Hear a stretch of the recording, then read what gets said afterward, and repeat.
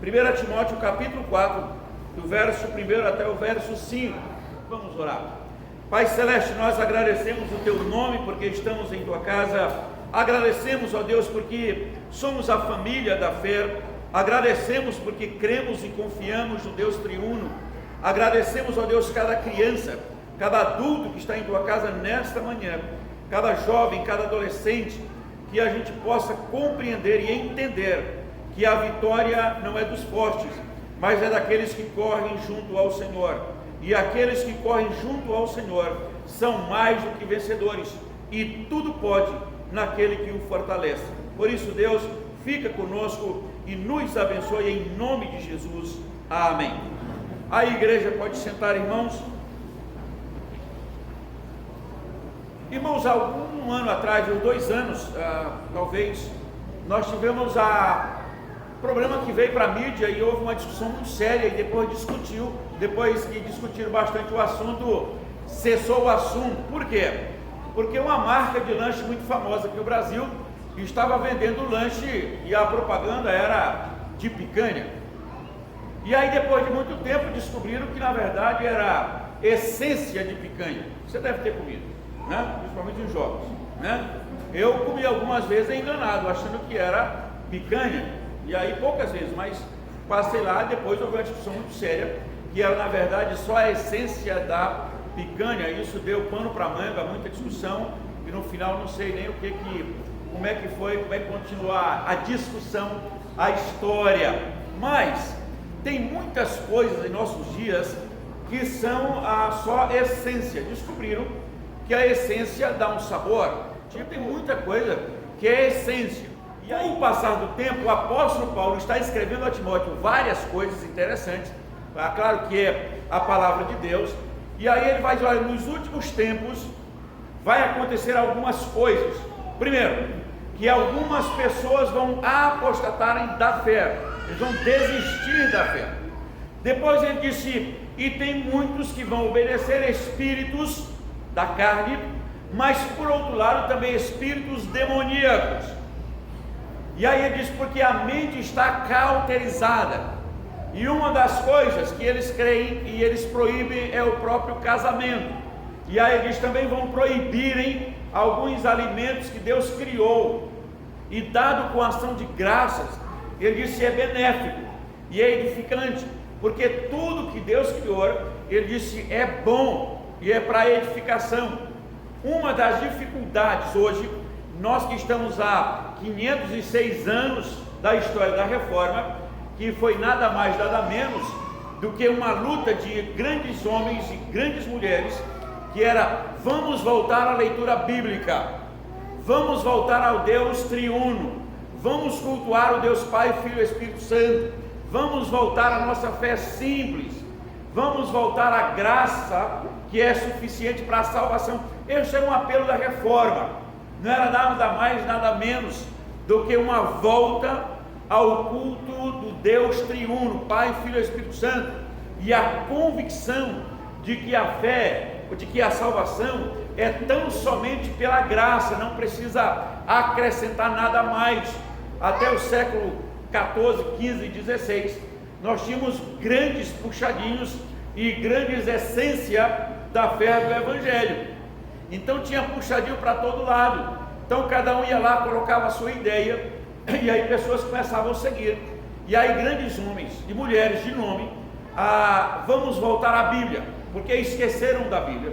E hoje em dia também, nós estamos com uma geração que corre o risco também de se perder de novo. Primeiro, para obedecer espíritos demoníacos, para terem mentes cauterizadas, para esquecerem que a salvação é tão somente pela graça, para esquecerem que a fé é que move montanha, e não simplesmente o entusiasmo, ou a síndrome da fé positiva, está na moda, ou do toma posse, ou do ordena, ou do determina, ou do profetize, ou Deus mandou. quando na verdade a própria Bíblia diz: Deus não mandou nada. O que Deus fez foi inspirar a Bíblia, os homens escreveram, e Deus entrega para a igreja, os cristãos assim: toma, porque foi eu que escrevi. Então o próprio Cristo questiona, dizendo: examinai as Escrituras, porque elas testificam de mim. Se a geração contemporânea não tem prazer em ler Bíblia, como é que ela vai descobrir o testemunho de Deus, que ele diz assim: olha, eu guardo no coração a tua palavra para eu não pecar contra ti? Como é que ela vai descobrir que a Bíblia diz que lâmpada para os meus pés e a tua palavra é luz para o meu caminho? Então a igreja de hoje, ela precisa voltar à leitura bíblica.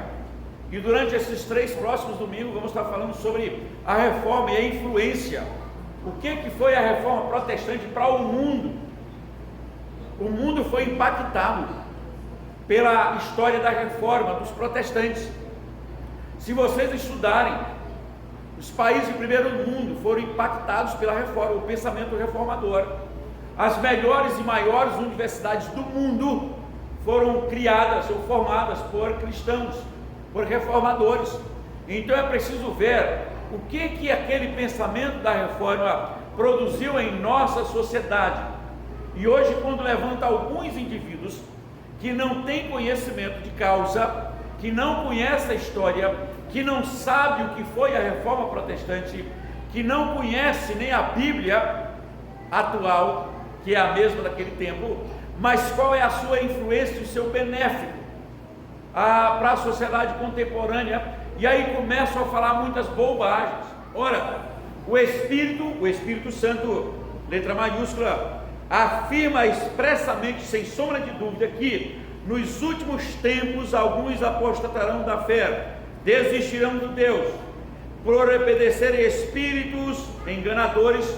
E tem muito hoje com essa essência do evangelho que não é evangelho. Tem muito fogo estranho no meio evangélico, que não vem de Deus, não vem da arca do Senhor. E ele diz: olha, por obedecer espíritos enganadores. E ele disse: junto com esses espíritos enganadores também tem espíritos de demônios. E tem muitos que são tão crentes que não acreditam nisso, são tão piedosos, são tão supostamente cristãos, que não acreditam que espíritos de engano, que espíritos de demônios têm trabalhado para confundir a mente, literalmente, dos que são neófitos.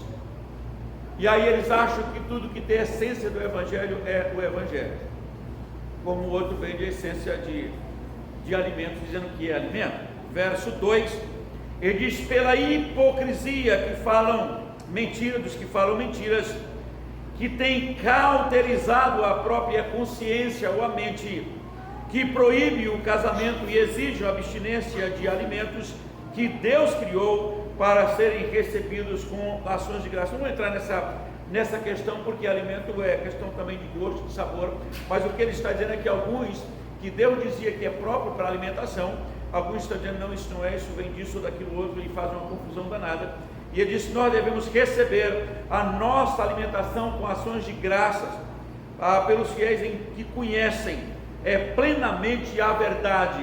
Então ele ele cita o problema do espírito enganador, do espírito demoníaco, e ele cita os que conhecem plenamente a verdade que vem do Senhor.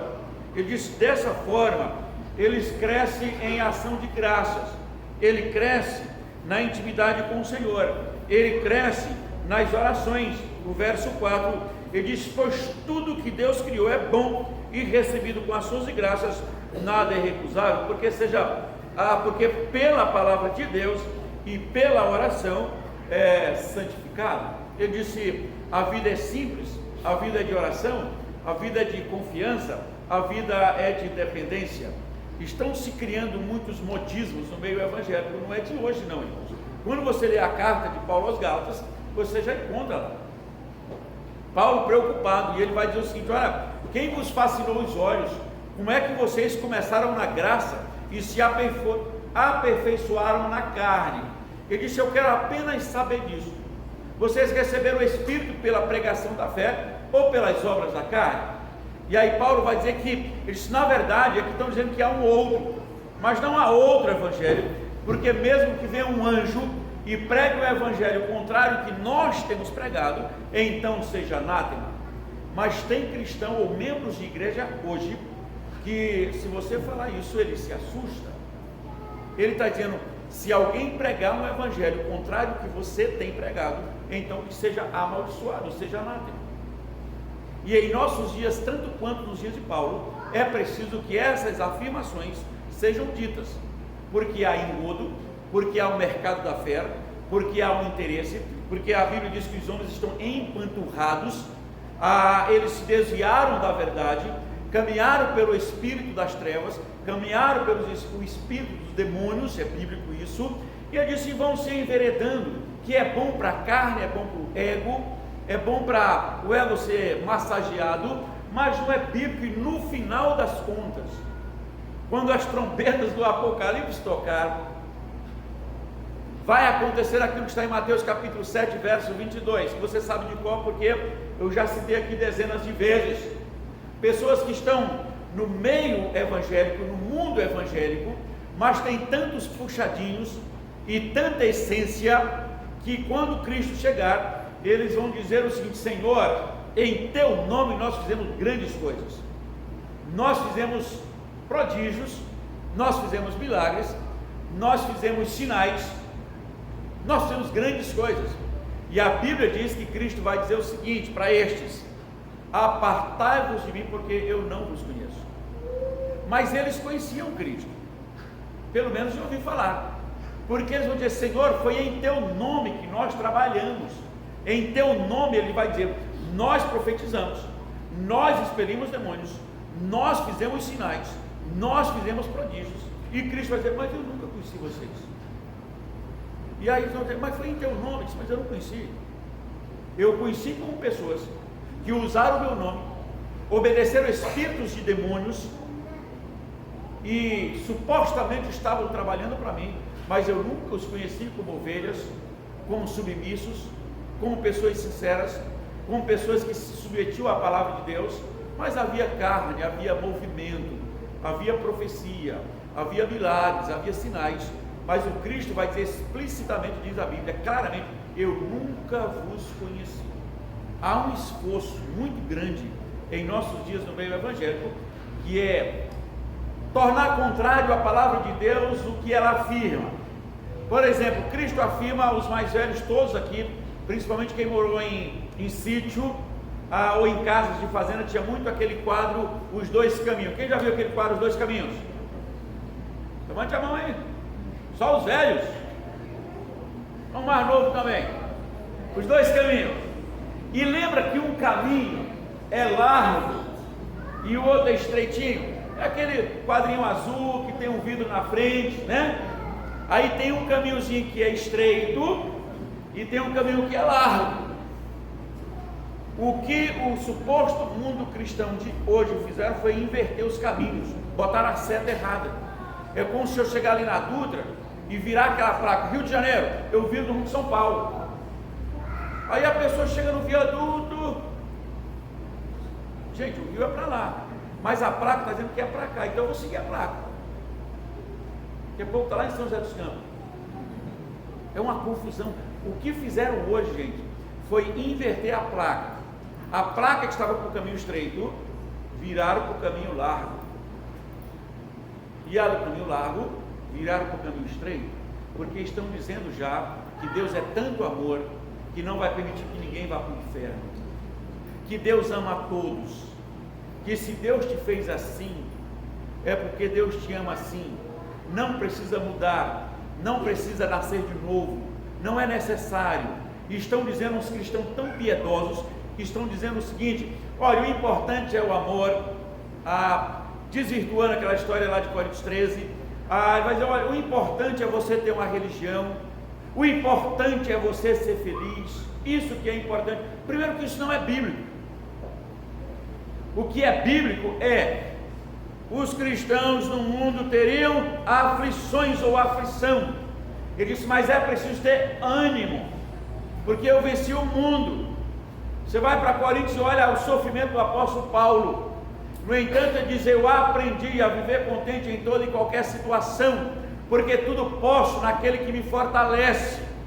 Então tem dificuldade, tem luta, provação, aflição, mas em Cristo nós somos mais do que vencedores, porque o Salmo nos ensina a lançar sobre ele toda a nossa ansiedade, principalmente Mateus também, porque ele tem cuidado de nós.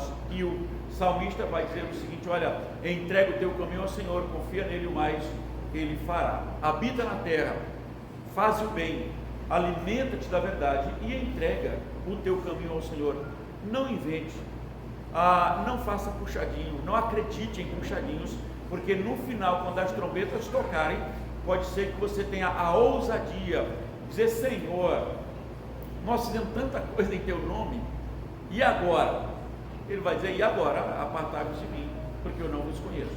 Que Deus tenha misericórdia de nós, e vamos crer na palavra de Deus, que diz o seguinte: olha, o Espírito Santo afirma que nos últimos tempos vai acontecer, e já está acontecendo, e sempre aconteceu, e a cada dia mais isso é mais sério, porque em nossos dias, com o avanço da mídia, coisas novas acontecem todos os dias, e uma grande parte é contrária ao que a Bíblia diz, é totalmente contrário, mas é interessante. Então muita gente começa a seguir, mas que Deus nos ajude, porque a reforma é a volta à palavra, a fé, a esperança, a graça, e só a Bíblia é a única regra de fé e prática. Que Deus nos abençoe. Amém. Curve a sua cabeça, vamos orar ao Senhor. Pai Santo, mais uma vez nós queremos agradecer o teu nome, porque a tua palavra é viva e eficaz. Nós agradecemos porque viemos à tua casa para o estudo da tua palavra, e pedimos, ó Deus, que nos dê, continue nos dar crescimento, maturidade, firmeza e, ó Deus, ousadia para anunciar o teu nome nesses dias tão difíceis que nós estamos vivendo, mas que a tua graça nos auxilie para que possamos correr com perseverança, em nome do Pai, do Filho e do Espírito Santo. Amém. Irmãos, vamos